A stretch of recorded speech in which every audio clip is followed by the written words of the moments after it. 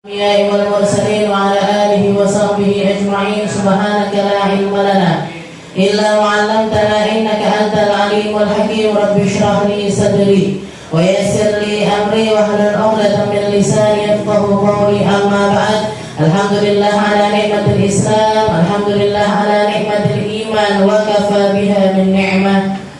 Alhamdulillah, segala puji bagi Allah Subhanahu wa Ta'ala yang menyehatkan kita, yang menyempatkan kita, yang memberi kita berbagai macam kebaikan, sehingga segala sesuatu yang ada di dalam kehidupan kita akan menjadi semakin bermakna ketika kita memiliki iman, ketika kita memiliki Islam, ketika kita memiliki ilmu pengetahuan yang menjadi warisannya Nabi Muhammad SAW. Umur kita tambah berkah, tambah bermakna. Kehidupan kita tambah berkah, tambah bermakna ketika kita menggabungkan antara kehidupan di dunia ini dengan perkara-perkara yang datangnya dari Nabi Muhammad SAW. Kita jadi tahu bahwasanya tujuan dari kehidupan kita adalah untuk ibadah. Inna salati wa nusuki wa mahyaya wa mamati lillahi rabbil alamin. Setiap harinya minimal sehari 5 kali kita mengikrarkan kalimat tersebut. Ya Allah, ibadah saya, sholat saya, bahkan hidup matinya saya hanya karenamu ya Allah. Jadi hanya untuk ibadah. Kita tidur untuk kembali ibadah, kita makan untuk memperkuat ibadah, kita minum agar ibadah kita juga semakin tenang. Sabar kita ibadah, syukur kita ibadah, tertawa kita ibadah, nangisnya kita juga adalah sebuah bentuk ibadahnya kita kepada Allah Subhanahu wa Ta'ala. Gimana caranya biar bisa seperti itu? Nirukan Nabi Muhammad SAW. Bukankah kehidupannya Nabi juga ada tertawanya, juga ada tangisnya, ada senangnya, ada sedihnya. Lika-liku kehidupan manusia itu rata-rata ya seperti itu. Gak ada orang senang terus gak ada, gak ada orang sedih terus juga gak ada, gak ada orang sakit terus gak pernah sembuh, gak ada. Gak ada juga orang sembuh terus gak pernah sakit juga gak ada. Jadi kehidupannya manusia itu seperti itu semuanya. Dibikin sama Allah Ta'ala semacam itu, mulai dari bayi tumbuh jadi balita, setelah itu dewasa, setelah itu orang tua, tambah tua, akhirnya meninggal dunia. Itu semua kehidupannya manusia dibikin seperti itu. Dan Nabi kita Nabi Muhammad SAW juga mengalami setiap fase-fase tersebut. Menikmati, istilahnya mengalami dan juga menjalani semua kehidupan selayaknya kehidupannya manusia. Makanya ketika kita punya Nabi Muhammad, ketika kita punya pegangan sama Rasulullah SAW, kita tahu persis bahwasanya semua hal yang ada di dalam kehidupan kita bisa dijadikan ibadah. Dan ketika kita nuruti Rasulullah SAW di setiap fase-fase kehidupan tersebut, jauhi apa yang dilarang sama Allah Ta'ala, melakukan apa yang diperintahkan oleh Allah Ta'ala, maka kehidupan kita akan selalu semakin bermakna, akan selalu nambahi pahala-pahalanya kita, bukan nambahi dosa-dosa kita. Jadi bersyukur kita punya kesempatan duduk di majelis. Berapa banyak orang yang rumahnya lebih dekat daripada rumahnya Budina ini, tapi nggak dihadirkan di tempat ini. Dan berapa banyak orang yang lebih nggak sibuk dibandingkan jenengan, tapi juga nggak bisa hadir majelis. Jadi ini rezeki. Jadi kalau misalkan kita perhatikan, rezeki dunia itu dijatahkan sama Allah Ta'ala, rezeki akhirat juga dijatahkan oleh Allah Ta'ala. Dan seperti yang dikatakan oleh Nabi Muhammad SAW, man yuridillahu bihi khairan yufaqihu fiddin. Kalau orang dipahamkan agama, orang didekatkan sama majelis, orang didekatkan sama tempat-tempat keilmuan, itu tandanya Allah Ta'ala menginginkan kebaikan untuk kita. Mungkin benar-benar kebaikan yang datang, mungkin benar-benar menjadi pembawa jalan baik untuk kita, untuk keluarga kita, untuk orang-orang terkasih kita, agar semuanya jadi ada di dalam satu benteng, ada di dalam satu rantai, yaitu rantai yang nyambung sama Rasulullah Sallallahu Alaihi Wasallam. Di dini wa dunia wal akhirah, di dunia seperti itu, di dalam perkara agama semacam itu, dan semoga sampai ke akhirat nanti rantai ini nggak pernah terlepaskan.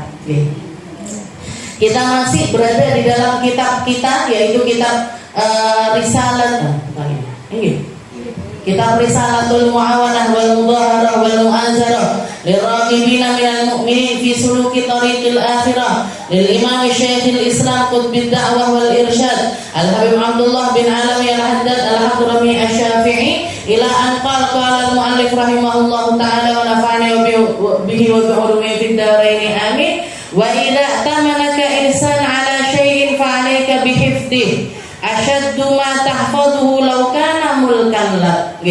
Setelah kemarin minggu kemarinnya lagi napa minggu kemarinnya lagi kita bahas tentang gimana caranya muji orang, seperti apa kita memuji, dan bagaimana harusnya ketika kita dipuji. Sekarang beliau membahas tentang idza tamanaka insan ala syai'in fa 'alaika bihifdhihi asyad mimma tahfazuhu law kana mulkan lak.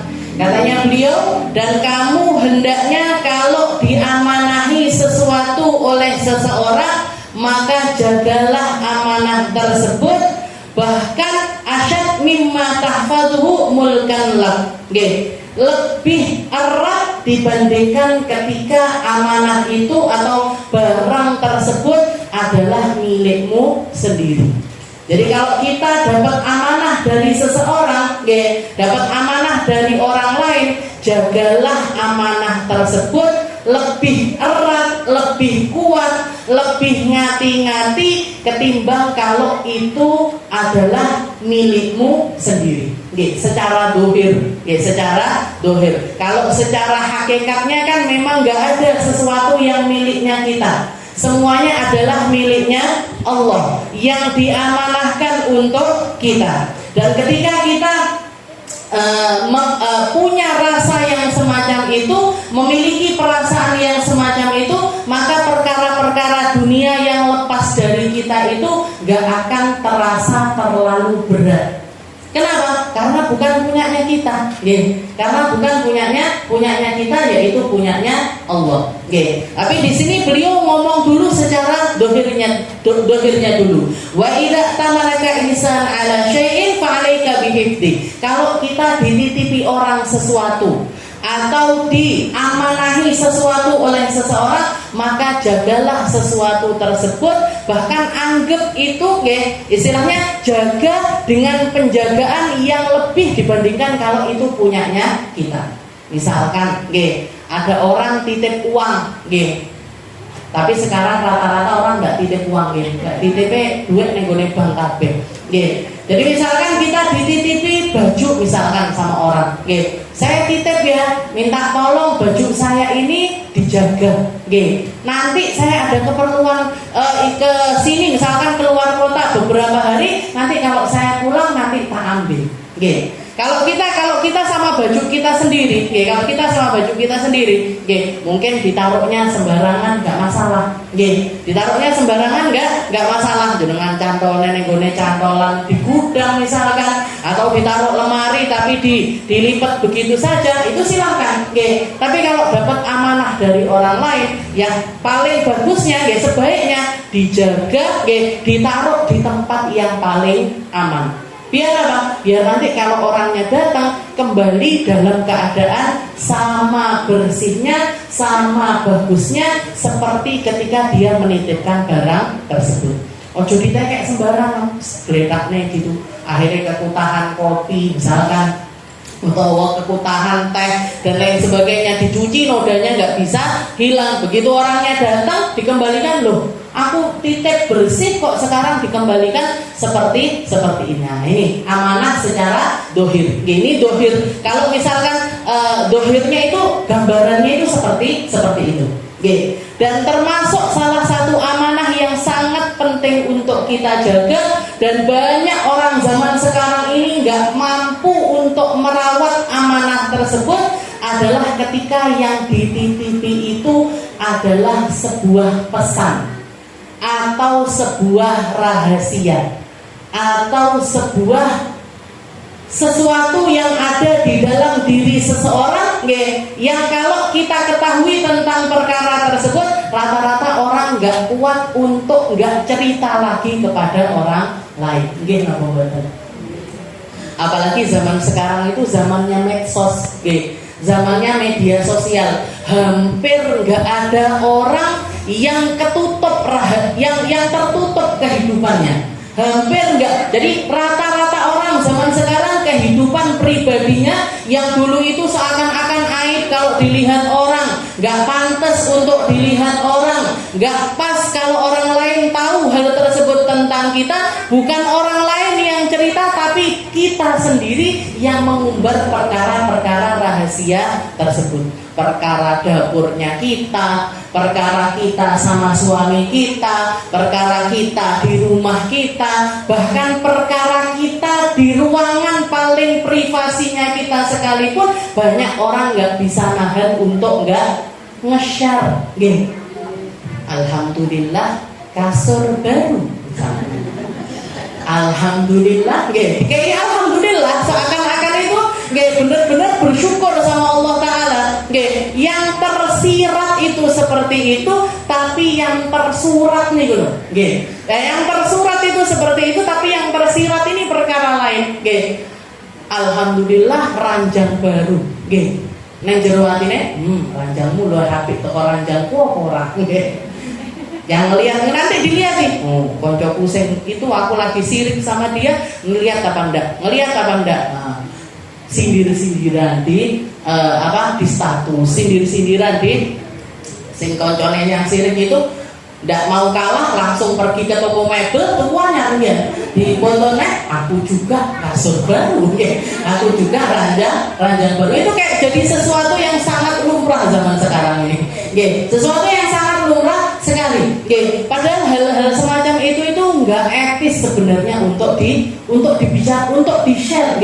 Bukan sesuatu yang pantas untuk diumbar kemana-mana. Diumbar kemana-mana. Yang membuat kehidupan kita ini tambah banyak masalahnya karena kita hampir nggak punya rahasia di antara manusia. Dapurnya kita terekspos, ruang tamu kita terekspos, kamar mandi kita buka juga, masalah kita sama suami kita dibuka. Berapa banyak orang sekarang itu kasusnya, suaminya kenapa ditulis di status, suamiku kenapa ya kok gini, gajinya segini, keuangan saya lagi begini, semuanya diumbar. Jadi dan orang-orang yang semacam ini, nggak akan ada wibawanya, nggak akan ada harganya di mata orang lain. Kenapa? Karena kehidupannya nggak ada yang istilahnya semua orang tahu, semua orang bisa melihat, semua orang bisa nonton tentang kehidupan orang tersebut. Nah, ini kalau kaitannya sama bab kita sebenarnya muskilah, masalah ngumbar perkara-perkara semacam ini sebenarnya amanah. Jadi beliau itu ngasih tahu kita orang Islam itu punya sifat namanya amanah. Dan salah satu sifat terpentingnya Rasulullah SAW dan juga para nabi-nabi yang lainnya adalah punya sifat yang namanya amanah.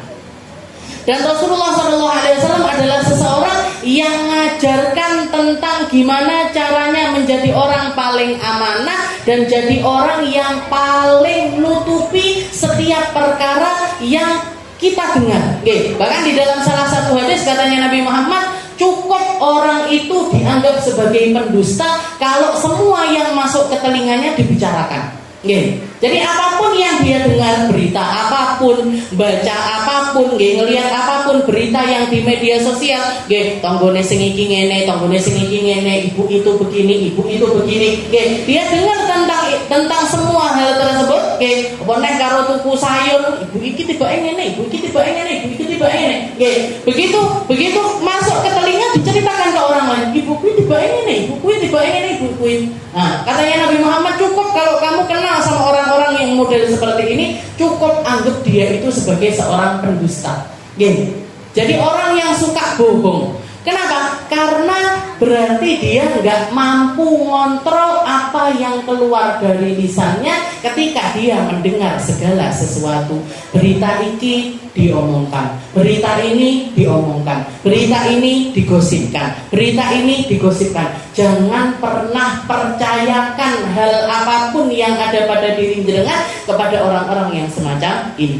Mesti dihapusi, pasti dibohongi, pasti dia nggak bisa memban amanah tersebut. Jadi katanya Nabi, cukup kafabil mar'i kadiban, cukup orang itu dianggap sebagai pendusta kalau apapun yang dia dengar itu dibicarakan. Apapun yang masuk ke telinganya dikeluarkan lewat lisannya. Jadi di dalam salah satu hadisnya Rasulullah pernah mengatakan, idza ahdatsaka rajulun bil hadits tsumma tafata fahiya amanah. Katanya Nabi, kalau kamu lagi ngobrol dengan seseorang, kalau kamu lagi ngobrol, misalkan kita lagi ngobrol berdua, jangan sama saya, misalkan kita lagi ngobrol berdua, setelah itu salah satu di antara kita, dari yang ngobrol ini salah satunya noleh, noleh tak gini loh Bu, cuma noleh gini aja, maka orang yang dengarkan percakapan berdua itu punya amanah untuk menjaga apa yang sedang didiskusikan di majelis tersebut. Jangan sampai yang lagi ada di majelis itu diketahui oleh orang lain atau tersurat. Zaman sekarang gampang sekali. Kalau orang zaman dulu misalkan kita ngobrol, saya misalkan lagi curhat sama Bu Istiqomah misalkan, Bu, saya itu pengen belajar sesuatu yang simpel misalkan, Bu, saya pengen belajar masak jangan lodeh yang enak misalkan. Misalkan saya ngomong seperti itu sama Bu Istiqomah, Bu, tolong ajarin saya, ngobrol berdua toh, Bu, tolong ajarin saya bikin jangan lodeh yang enak. Setelah itu saya nengok ke samping, tahu-tahu Bu Istiqomah buka HP, bikin status, ternyata Ustazah Aminah nggak bisa masak jangan lodeh yang enak. Dilihat sama ibu-ibu Al-Wasilah wong seket misalnya. Jadi Bu Istiqomah cuma ngomong gitu doang. Ini nanti orang-orang, oh tiba-tiba Ustazah Aminah nggak bisa bikin jangan lodeh. Nanti ini cerita ke sana. Yang pertamanya cuma nggak bisa bikin jangan lodeh. Ini nanti ceritanya diputar-putar, ditambah-tambahin, entah jadi apa, entah beritanya itu berubah menjadi berita yang bagaimana. Berarti bojone tidak tahu dimasaknya jangan lodeh. Berarti bojone tidak pernah masaknya jangan lodeh. Oh berarti nggak berbakti sama suami misalkan. Jadi karena cerita itu seperti itu. Datang bentuknya. Jadi obrolan yang diomongkan itu tentang telo. Ini nyampe ke 100 orang jadi kolak kabeh Bu. Sudah berubah bentuk sudah. Satu berita, sepotong berita kecil seperti itu. Ini kalau dilempar ke sini jadi tidak karuan. Makanya katanya Nabi Muhammad, idza ahdatsaka rajulun, kalau kamu lagi ngobrol privasi sama seseorang, sama satu orang, terus orangnya itu noleh, kamu punya amanah untuk menjaga apa yang dibicarakan di majelis tersebut. Apa yang dibicarakan di majelis tersebut, kita semuanya punya amanah untuk menjaga perkara tersebut. Ya kayak ini, kita duduk, itu kalau ngobrol berdua, berarti apa? Semua ranah majelis, semua majelis itu artinya tempat duduk. Semua tempat yang di situ dipakai untuk ngobrol, untuk membicarakan sesuatu atau membahas tentang sesuatu, dan kita punya amanah untuk menjaga privasi dari majelis tersebut. Kayak misalkan jenengan kerja, misalkan sebagai guru, guru itu kan mesti ada nanti rembukan masalah kelas, nanti rembukan masalah materi kurikulum, nanti rembukan masalah misalkan mau bikin event apa, bikin event istilahnya yang berkaitan sama sekolahan, maka semua yang terjadi di rapat-rapat sekolah tersebut jangan diumbar keluar. Jangan diumbar keluar, jangan dibicarakan kecuali kalau ada izin dari kepala sekolah atau jadi kesepakatan dari guru-guru tersebut. Oh, ini nggak apa-apa di-share ke wali santri, oh ini nggak apa-apa di-share ke murid, ini nggak apa-apa di-share ke orang-orang yang bersangkutan sama rapat tersebut, silakan. Tapi kalau nggak ada, Bu, jangan sampai keluar dari majelis tersebut. Jangan sampai berita yang ada di dalam ini kita sebarkan keluar. Jadi masalah kerjaan punya privasinya sendiri, masalah keluarga punya privasinya sendiri, masalah pertemanan punya privasinya sendiri, masalah desa punya privasinya sendiri. Jangan dimasuki atau dijejeli dengan sesuatu yang gak ada kaitannya dengan hal tersebut.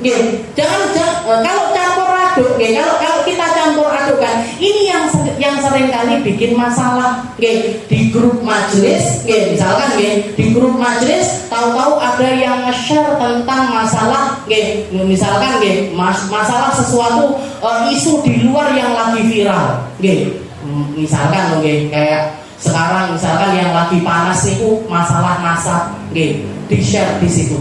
Ada yang setuju, ada yang nggak setuju. Akhirnya tukaran gitu di grup. Lagi politik, panas-panas pemilihan presiden atau lagi pemilihan apapun itu, kita majelisnya adalah majelis taklim, majelis yang ikatannya ini sama Rasulullah SAW. Kita masukin berita-berita semacam itu. Yang sebagian di majelis itu ada yang pro sama pilihan ini, yang satunya misalkan satunya nomor 1, satunya nomor 2, satunya nomor 3, yang pro sama nomor 1 nge-share, yang pro nomor 2 nge-share, yang pro nomor 3 nge-share juga. Akhirnya itu karang. Yang ini keluar dari grup, yang ini keluar dari grup, yang nggak karu-karuan akhirnya. Jadi kita ini ketika di majelis, ketika ngobrol, entah itu privasi ataupun bersama-sama seperti ini, apa yang nggak pantas untuk dikeluarkan, jangan dikeluarkan.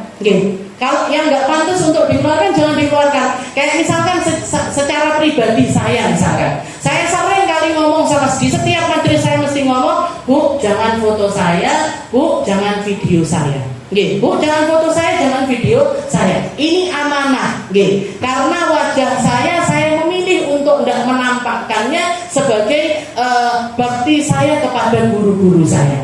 Berarti apa? Semua yang hadir di majelis ini sudah saya amanahi. Bu, jangan di-share foto saya, jangan di-share video saya. Bahkan jangan foto saya, jangan video saya. Maka ini amanahnya jenengan untuk nggak mengeluarkan aurat saya atau wajah saya di luar. Walaupun bentuknya adalah sebuah cerita. Misalkan tahu-tahu jenengan di rumah, Ustazah Aminah itu pakai kacamata, Ustazah Aminah itu begini, Ustazah Aminah itu pipinya gini, mulutnya gini, hidungnya. Ini amanahnya majelis. Ini sesuatu yang nggak pas untuk dikeluarkan. Kenapa? Karena saya secara pribadi nggak ridho atas hal tersebut. Saya pribadi nggak ridho. Jadi semua tempat itu ada privasinya, Bu. Jenengan di keluarga punya privasi yang lebih longgar, yang lebih longgar dibandingkan di tempat-tempat yang lainnya. Saya kalau di grup keluarga, yo guyon-guyonan ya guyon-guyonan, ya ngobrol santai. Kalau misalkan ada paman saya posting ini yang lucu-lucu, cucunya atau misanan saya dan lain, saya kalau ada yang ulang tahun ya saya mengucapkan selamat dan lain sebagainya. Istilahnya sewajarnya apa yang terjadi di keluarga. Karena keluarga itu memang harus seperti itu, hangat, dekat dan lain sebagainya. Nah, yang seperti ini foto, misalkan saya di grup Al-Wasilah tahu-tahu nge-share videonya ponakan saya, misalkan anaknya Kak Nisma, saya share di situ lagi nyelup roti misalkan. Ini kan nggak pas gitu. Jadi semua tempat itu punya privasinya masing-masing. Makanya katanya idza ahdatsaka rajulun wa huwa wa tsumma tafata. Jadi kalau misalkan kita lagi ngobrol, salah satunya berpaling atau untuk bubar, maka yang dibicarakan di majelis tadi adalah sebuah amanah yang nggak pantas untuk di-share atau nggak pantas untuk dibicarakan kecuali atas ridho orang yang bersangkutan. Kecuali atas ridho orang yang bersangkutan. Kalau jenengan melihat jadi cara ininya gimana? Cara istilahnya kita tahu orang ini mau dibuka apa enggak itu gimana? Jangan bandingkan sama diri sendiri. Jangan bandingkan sama diri sendiri. Kita lagi ngobrol tentang masalah misalkan kalau misalkan kita di hal ini yang lagi dibicarakan ini, kalau misalkan saya yang jadi yang bersangkutan, kira-kira yang bersangkutan ini ridho apa enggak ya? Ini orang saya senang apa enggak ya? Saya kalau berita ini keluar ke orang lain. Kalau kita nggak senang, maka jangan ceritakan hal tersebut kepada orang lain. Jadi ini amanah. Setiap majelis itu punya amanah. Setiap majelis itu punya privasi, punya aturan masing-masing yang nggak pas. Jadi makanya kalau misalkan jenengan kerja, yang ada di kerjaan jangan dicampur adukan sama rumah. Ketika jenengan di rumah jangan dicampur adukan juga dengan pekerjaan. Dulu ada satu orang yang cerita ke saya, punya keluarga yang harmonis. Ketika ditanya, padahal dia orang kantoran, gimana caranya jaga keharmonisan keluarga? Katanya dia, saya setiap kali pulang ke rumah, ya semua beban kantor, semua beban pekerjaan itu tak taruh di teras rumah. Saya keluarkan, saya taruh di teras rumah. Saya masuk sebagai seorang ayah, sebagai seorang suami untuk istri dan juga anak-anak saya. Begitu juga nanti ketika saya keluar dari rumah, ketika saya keluar dari rumah, beban kantor ini kembali lagi saya ambil, saya bawa ke atas pundak saya. Jadi tentang kerjaan cukup di tempat kerja tersebut, yang terjadi di rumah juga kita cukupkan di rumah. Yang banyak jadi problem kan ngoten. Orang kerja kantoran lagi istirahat siang makan-makan, sing iki nyeritakne bojone, sing iki nyeritakne bojone, yang ini nyeritakne anaknya, yang ini nyeritakan orang tuanya, yang ini nyeritakan. Akhirnya apa? Teman-temannya tahu tentang anak istrinya, teman-temannya ngerti tentang masalah rumah tangganya. Akhirnya seru, istilahnya terjadi hal-hal yang enggak diinginkan. Seperti itu yang banyak terjadi. Orang sekarang ini apa sih yang paling bikin banyak masalah ini apa? Ini enggak punya rasa amanah, enggak punya rasa amanah terhadap diri sendiri, bahkan enggak ngerti apa yang pantas untuk dikeluarkan dan yang enggak pantas untuk dikeluarkan. Itu banyak orang yang enggak paham. Itu ajarannya Rasulullah SAW. Dan salah satu hal terpenting yang bahkan sampai masuk ke ranah wajib, wajib untuk ditutupi, nggak boleh diomongkan, nggak boleh diobrolkan, nggak boleh ada orang tahu. Rasulullah selalu mewanti-wantikan tentang hal tersebut, yaitu apa yang terjadi antara suami istri. Apa yang terjadi antara suami istri, maaf, istilahnya bahasa gampangnya itu urusan ranjang suami istri jangan sampai ada orang tahu. Jangan sampai ada orang yang tahu. Ini wajib untuk disimpan rapat-rapat. Ini wajib untuk tidak dibicarakan ke sembarangan orang. Kecuali kalau memang ada masalah, nah diomongkannya pun bukan ke sembarang orang, tapi ke mereka-mereka yang bisa ngasih solusi tentang hal tersebut. Yang bisa menyelesaikan tentang masalah tersebut. Jadi ini privasi. Rasulullah SAW ketika keluar rumah, ada sekelompok laki-laki, lagi ngobrol-ngobrol, juga ada golongan ibu-ibu lagi ngobrol. Rasulullah nanya kepada mereka, ayat tiar rojul ahlahu, thumma yusbih, fayuhadithun nas. Katanya Nabi, apakah hal ini menjadi suatu kebiasaan di antara kalian? Para laki-laki ngobrolkan kepada sesama laki-laki tentang masalah ranjangnya dia, dan ibu-ibu juga ngobrolkan tentang masalah ranjang kepada sesama perempuan. Fasakatu. Maka para sahabat waktu itu ketika ditanya sama Rasulullah seperti itu, diam semuanya. Karena orang salah ini biasanya nggak ngaku, nggak ngaku. Rasulullah para sahabat juga meneng kabeh, diam semuanya. Begitu diam semuanya, ada seorang perempuan yang nanya, "Wallahi na'am ya Rasul." Demi Allah, ya Rasul. yang terjadi di masyarakat seperti itu. Bapak-bapak ngomongin tentang istrinya ke sesama laki-laki, ibu-ibu juga ngomongkan hal yang sama di antara para perempuan. Ini zamannya Rasulullah, Bu, seperti ini. Dah neo zaman sekarang, gitu. Dah neo saya istilahnya zaman sekarang, gitu. Kayaknya sudah jadi bahkan kalau saya lihat atau beberapa selentingan yang pernah saya dengar omongan ceplos-ceplosnya orang-orang, kaum ibu-ibu itu bahkan dijadikan sesuatu yang sifatnya itu kayak bahan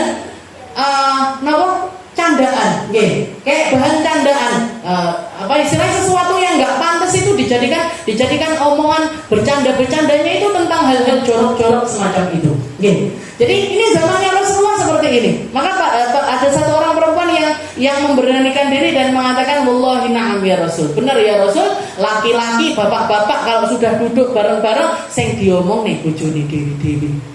Yang diomongin tentang perempuan, yang diomongin tentang istrinya, yang diomongin tentang urusan ranjangnya. Perempuan juga sama ya Rasul, perempuan juga sama ya Rasul. Kalau duduk-duduk ngobrol-ngobrol, omongannya tentang seputaran hal tersebut. Maka katanya Nabi Muhammad, la taf'alu, demi Allah jangan melakukan hal yang semacam itu. Demi Allah jauhi perkara yang semacam itu. Fa inna mithla hadza, karena obrolan yang semacam ini, Rasulullah ngasih permisalan kama ya'ti asy-syaitana, sama aja seperti seorang, misalkan seperti setan laki-laki mendatangi setan perempuan, setelah itu mereka melakukan hubungan suami istri, wa yanduruna ilaihima annas, lagi ditonton sama orang banyak. Ini sama aja kayak setan laki sama setan perempuan yang lagi melakukan hubungan semacam itu dan ditonton sama orang banyak. Jadi pengibadatannya Rasul itu sampai seperti itu. Kalau kamu bicarakan urusan ranjangmu kepada orang lain, sama teman-temanmu, sama sahabat-sahabatmu, sama tetangga-tetanggamu, itu sama aja kamu lagi nelanjangin istrimu, sama aja kamu lagi nelanjangin suamimu sendiri. Jadi aib ranjang itu harus disimpan rapat-rapat. Karena apa? Karena kayak akhirnya ini nggak ada harga dirinya lagi keluarga tersebut ketika omongannya ini tentang semacam ini. Karena apa? Karena pikirannya orang begitu tahu tentang urusan yang semacam itu. Ketika jadi misalkan jadi ada suami istri, laki perempuan, suaminya ngomongin tentang istrinya sesuatu yang kecil. Saya nggak bahas yang detail-detail, sesuatu yang kecil misalkan. Suaminya ngomong sama teman-temannya, istri saya itu punya tai lalat besar di sini, misalkan. Istri saya punya tai lalat besar di lehernya. Ngomong sama bapak-bapak, padahal ibunya berjilbab, pakai gamis, bajunya longgar, pakai menutup aurat secara sempurna. Tapi karena suaminya pernah ngomong sama teman-temannya, istri saya punya tai lalat di leher. Begitu istrinya datang, bapak-bapak ini pikirannya kemana? Kui sing duwe tai lalat di leher. Siapa yang ngomong? Suaminya sendiri. Berarti apa? Suaminya yang nelanjangin istrinya. Suaminya yang bongkar aib istrinya, yang mana dia nutup auratnya secara rapat, yang buka aibnya malah suaminya sendiri. Alhamdulillah ini cuma gambaran kecil. Padahal omongannya di masyarakat lebih detail dari ini, yakin saya. Jangan diem ini kayak diemnya merasa rezeki tuh, diem semuanya nggak ngaku, padahal yang terjadi di masyarakat seperti itu. Jadi jangan sampai apa yang terjadi di antara kita dengan suami itu menjadi sesuatu yang harus disimpan secara rapat. La taf'alu fa'atan wa wa'ilu.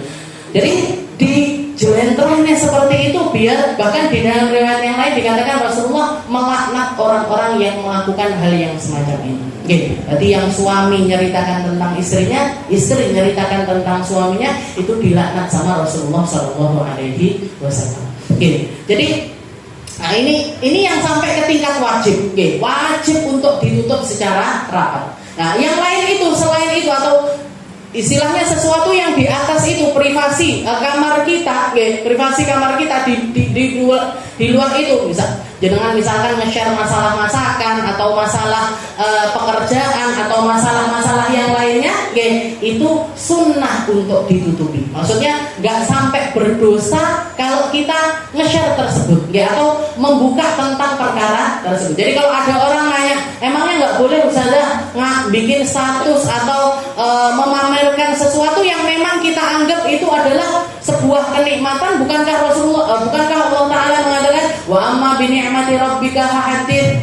Kalau kamu dapat nikmat dari Allah Ta'ala, silahkan bicarakan tentang perkara tersebut.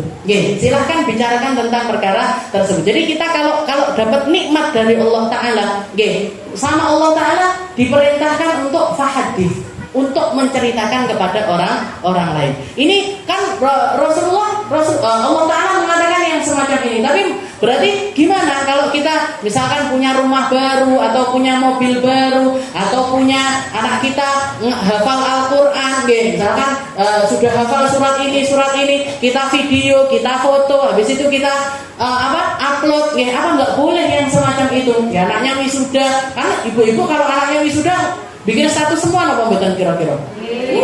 Di status semua, cucu saya yang pinter, anak saya yang pinter, udah lulus SD, lulus TK, lulus TK sekarang di wisuda, lulus TK, lulus SD, lulus SMP, apa nggak boleh yang semacam itu? Kan Allah Ta'ala mengatakan wa amma bi ni'mati rabbika fahaddits. Kamu dapat nikmat dari Allah Ta'ala itu silahkan bicarakan.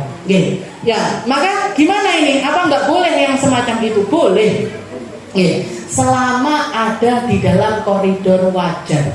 Selama ada di dalam koridor wajar. Jadi selama itu menjadi sesuatu yang wajar-wajar saja, nggak terlalu berlebihan, nggak terlalu berlebihan, nggak terus misalkan anak kita nari atau wisuda lah istilahnya. Yang paling menyenangkan kan biasanya anaknya lulus wisuda, di foto wajahnya. Toko pinggir di foto, pinggir kiri di foto, longsor di foto, kabur foto, sampai bikin status 100 fotonya anaknya kabeh, atas, belakang, depan, samping sana, samping sini, saking seneng. Dan setiap foto dikasih tulisan, anakku yang begini, anakku yang begini, anakku yang begini, anakku yang begini. Itu yang ngelihat statusnya, awalnya melok seneng, kedua melok seneng, ketiga melok seneng, keempat belenak, koyok tuh ya anak-anak ODW, kayak punya cucu-cucu sendiri, biasanya cintanya nenek ke cucu ini lebih parah lagi biasanya. Jadi istilahnya gimana ini? Allah Ta'ala mengatakan bi ni'mati rabbika fahaddits. Dan Rasulullah juga pernah nanya ketika ada seorang sahabat datang masuk ke masjid, rambutnya acak-acakan, bajunya lusuh, kayak nggak mandi dan lain sebagainya. Sama Rasulullah diambilkan sisir, disisiri orang tersebut. Setelah itu ditanya sama Nabi, kamu ini apa nggak punya kerjaan? Kamu ini apa nggak punya duit? Apa kamu ini nggak punya waktu untuk bersih-bersih? Katanya sahabat tersebut, ya Rasul, saya sibuk ibadah. Kalau masalah pekerjaan, saya ini orang yang mapan. Saya punya kambing, saya punya sapi, saya punya peternakan dan lain sebagainya. Saya punya uang. Katanya Nabi Muhammad, terus kenapa kamu nampakkan dirimu ini sebagai orang yang semacam ini? Innallaha ahabba ayyura athara ni'amihi fi 'abdi. Katanya Nabi, Allah Ta'ala itu senang kalau athar dari nikmatnya itu ada di dalam diri seseorang. Allah Ta'ala itu senang kalau kita pakai baju bagus, rambutnya rapi, wajahnya itu berseri-seri, dan Allah Ta'ala senang. Itu menunjukkan kalau kita itu memakai nikmatnya Allah Ta'ala ini dengan cara yang benar, dengan cara yang benar. Jangan pergi kondangan mantes-mantes nih, pakai baju yang bagus, jilbab yang bagus dan lain sebagainya. Jadi Allah Ta'ala senang kalau nikmatnya itu tampak pada diri seseorang, tapi jangan berlebih-lebihan. Kenapa? Fa inna kullu dzi ni'matin mahsud. Karena semua orang yang dapat nikmat itu mesti ada orang yang hasud, mesti ada orang yang nggak senang. Kalau kita terlalu berlebihan di dalam ngumbar perkara-perkara yang semacam itu, takutnya mata-mata hasud ini yang akan mencelakai kita. nggih, yang akan mencelakai kita. Ini yang bikin orang itu nggih, istilahnya ketika melihat nikmatnya orang sekali, dua kali, oh iya nggak apa-apa, okay. Tapi kalau terus-terusan itu disajikan kepada kita, di hadapan kita, di depan mata kita, okay, lama-lama akan timbul juga rasa-rasa nggak senang terhadap hal tersebut. Apalagi kalau kondisinya itu pas, okay. Jadi misalkan kondisi pas itu seperti apa? Jenengan setiap kali bulan puasa, Ramadan misalkan, setiap Ramadan itu selama sebulan penuh sebelum maghrib mesti moto meja makannya dengan segala macam apa yang ada di atasnya.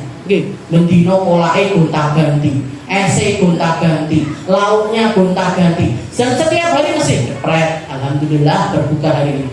Cepret lagi, alhamdulillah berbuka hari, cepret lagi. Ternyata salah satu dari teman yang ada di kontak kita itu, misalkan tetangga kita atau orang dekat kita, hari itu buat buka dan doyo popo. Hari itu pas ngelihat statusnya jenengan, pas perutnya keroncongan dan nggak ada apa yang bisa dimakan. Jangan bayangkan rasanya, enaknya ibu kui ben maghrib lauknya ganti terus. Padahal aku untuk sepiring nasi aja nggak bisa. Padahal aku untuk makan sehari-hari ini begini sulitnya, tapi dia pamer makanan setiap hari. Jangan bayangkan rasanya jadi orang tersebut. Saudara-saudara kita yang ada di Palestina, wes nggak karu-karuan bu, minumnya air dari air asin, air laut yang dipakai untuk minum. Dan sering kali berhari-hari bahkan sampai berminggu-minggu nggak ada makanan yang bisa masuk ke dalam perutnya. Tahu-tahu misalkan dia buka HP atau buka HP-nya orang yang waktu itu istilahnya yang masih ada akses internetnya, terus ngelihat orang ngumbar makanan, ngumbar kenyamanan tidur, kenyamanan minum, kenyamanan sama keluarganya dan lain sebagainya, dan neo lorone hatinya mereka. Kita bisa bayangkan bagaimana sakitnya hati mereka. Ini yang dikatakan sama Nabi Muhammad, fa inna kullu dzi nikmatin mahsud. Orang yang punya nikmat, semua nikmat itu mesti ada mata-mata hasud yang akan melihat kepada nikmat, yang nggak senang kalau kita dapat nikmat tersebut. Makanya di dalam ini permulaan hadisnya ini, fa inna kullu dzi nikmatin mahsud ini, sebelumnya Rasulullah mengatakan ista'inu ala injahil hawaij bil kitman. Katanya Nabi Muhammad, bantulah Allah Ta'ala untuk menyempurnakan nikmat-nikmatnya kepada kalian dengan cara menyembunyikan nikmat tersebut. Jadi justru malah kemungkinan untuk nikmat ini tadi sukses atau disukseskan sama Allah Ta'ala untuk terjadi adalah dengan cara kita menyembunyikan tentang perkara tersebut. Kenapa? Fa inna kullu dzi nikmatin mahsud. Karena semua nikmat itu selalu ada mata hasud. Gambaran gampangnya, contohnya di dalam hadis Nabi yang lainnya Rasulullah itu juga mengatakan jadi anjurannya agama itu al-khutubah yundabu satruha wal nikah yundabu i'lanu. Urusan pernikahan, anak kita dapat jodoh niku nikmat napa musibah? Nikmat, sebuah kenikmatan. Tapi sebelum masuk ke prosesi pernikahan atau sebelum nyampe ke satu hal yang sebuah nikmat yang namanya pernikahan ini, kan sebelumnya mesti ada rentetannya. Ta'aruf dulu, kenalan dulu, habis itu diikat dulu. Biasanya orang-orang kita, kalau orang Arab biasanya ngomongnya Fatihah dulu, habis itu atau tunangan dulu, dan lain sebagainya. Intinya itu ngikatkan yang laki-laki calon suami sama calon istri ini tadi diikatkan dulu sampai masuk ke jenjang pernikahan. Jadi katanya para ulama gimana? Kalau masalah khutbah, masalah tunangan atau masalah lamaran itu sebaiknya disimpan rapat-rapat. Istilahnya jangan diumbar. Kalaupun misalkan kita mau ngasih tahu orang, kasih tahu aja sama orang-orang terdekatnya kita. Jenengan kalau bikin prosesi lamaran nggih, ndak usah ngundang wong akeh-akeh nggih. Jadi nggak usah ngundang orang terlalu banyak. Karena pertunangan sudah pasti pernikahan apa betul? Belum pasti. Nggih. Jadi berapa banyak orang yang sudah tunangan putus, nggih. Berapa banyak orang sudah tunangan akhirnya nggak jadi, nggih, nggak jadi. Nah ini salah satu sebabnya nggak jadi ini karena apa? Karena dia terlalu terburu-buru di dalam ngumbar kenikmatan tersebut. Di dalam ngumbar kenikmatan tersebut. Karena Nabi Muhammad kalau sekedar tunangan atau ikatan ataupun juga lamaran, maka itu sebaiknya disimpan. Dan ini antara calon suami sama calon istri tadi, calon mantan ini sebaiknya dipisahkan.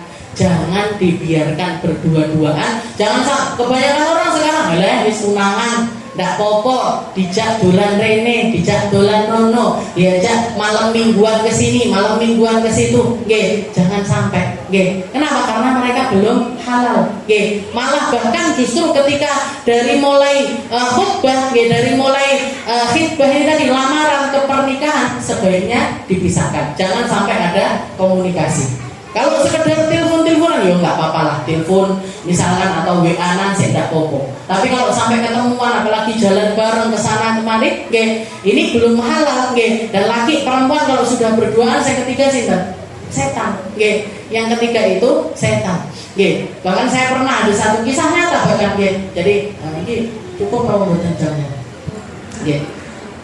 Jadi ada satu kejadian, kejadian nyata nih, entah pokoknya di Indonesia ada satu orang, sama-sama orang baik, yang perempuan anak baik-baik, yang laki-laki juga anak baik-baik, sampai kedua keluarga ini sepakat untuk nikahkan, jodohkan anak laki. Jadi yang laki lulusan pesantren, yang perempuan juga lulusan pesantren. Ada harapan untuk masuk ke jenjang pernikahan, masuk ke jenjang pernikahan. Nah, karena dua-duanya juga orang berada. Orang tuanya ini entah dari orang tua yang laki apa yang perempuan juga sudah menyiapkan rumah. Nanti kalau habis nikah mau ninggali rumah tersebut. Sudah setengah jadi ini, jadi rumahnya udah setengah jadi. Si anak laki sama anak perempuan ini tadi sudah tunangan, sampai tunangan, tapi belum masuk ke pernikahan. Berduaan nyurvei si rumah ini, pengen melihat rumah yang nanti ditinggali setelah mereka menikah. Sudah nggak ada tukang, sudah nggak ada siapa-siapa. Masuk ke rumah tersebut, rumahnya udah setengah jadi, terjadilah hal yang nggak diinginkan, zina di rumah tersebut. Karena anggapnya kita tinggal berapa hari lagi nikah, kita tinggal selangkah lagi untuk menuju ke pernikahan, berzina di tempat tersebut. Pulang dari rumah tersebut, nganterkan si perempuan balik ke rumah ibunya, di tengah jalan tabrakan kecelakaan. Jadi si calon suaminya ini tabrakan kecelakaan. Qadarullah si perempuan ini langsung hamil. Jangan bayangkan gitu. Jadi anak baik-baik, yang laki juga anak baik-baik. Tapi yang ini benar, semua aturannya Nabi Muhammad benar. Kalau cuma sekedar tunangan, justru jangan misalnya lo calonmu pergi bareng, dolan bareng, jangan ke sini, jangan ke situ, jangan Bu. Kita nggak ngerti apa yang terjadi di antara mereka. Jadi si perempuan ini istilahnya nggak kebayang gimana sedihnya dia, gimana sedihnya keadaannya dia, ditambah lagi dia hamil dari padahal cuma zina sekali, tapi sama Allah Ta'ala ditakdirkan untuk langsung hamil. Jadi benar, istilahnya justru malah pisahkan. Kalau sekedar hubungan khitbah, pertunangan, sebaiknya juga jangan diumbar. Baru nanti kalau pernikahan iklan, yundaku iklan. Kalau pernikahan silahkan diundang orang banyak, untuk dilihat orang banyak. Maksudnya niatnya itu apa? Niatnya itu agar semua orang tahu kalau dua anak ini sudah ada di dalam lingkaran kehalalan dengan janji suci berupa pernikahan. Jadi fungsinya pernikahan itu yang terpenting adalah itu. Kalau antara laki-laki dan perempuan ini yang dulunya hubungan di antara mereka dihukumi haram, maka sekarang setelah adanya pernikahan hukumnya menjadi halal. Dan cara untuk menyempurnakan nikmat, biar nikmat ini sempurna semuanya Bu. Nggih, jenengan dapat nikmat, anaknya dapat jodoh biar sempurna. Gimana? Disimpan rapat-rapat. Nggih, kalaupun misalkan jenengan mau ngobrolkan tentang masalah pernikahan itu, mau ngobrolkan anakku insya Allah itu anaknya begitu, anakku nanti insya Allah. Nah itu sekedar sama orang-orang yang bersangkutan. Nggih, sekedar sama orang-orang yang bersangkutan. Pesan gedung sama orang yang ngerti gedung, pesan catering sama orang yang ngerti catering, pesan gimana caranya nata acara biar cantik, ngobrol sama orang-orang yang biasa, yang bisa untuk diajak ngobrol. Jangan ngumbar hal-hal yang semacam itu di luar sana. Takutnya nih, fa inna kullu nikmatin mahsud. Karena semua orang punya nikmat itu selalu ada mata-mata hasud yang menyertai kenikmatan tersebut.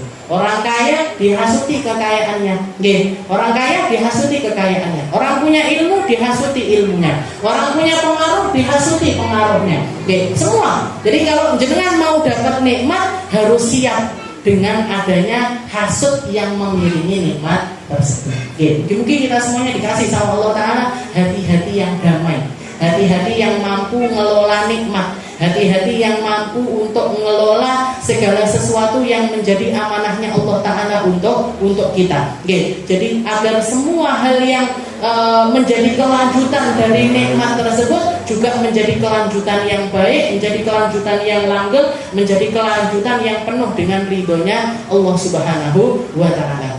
Ala hadhihi niyyah wa ala kulli niyatin salihah wa ila hadratin Nabi Muhammad sallallahu alaihi wasallam bi sirril Fatihah.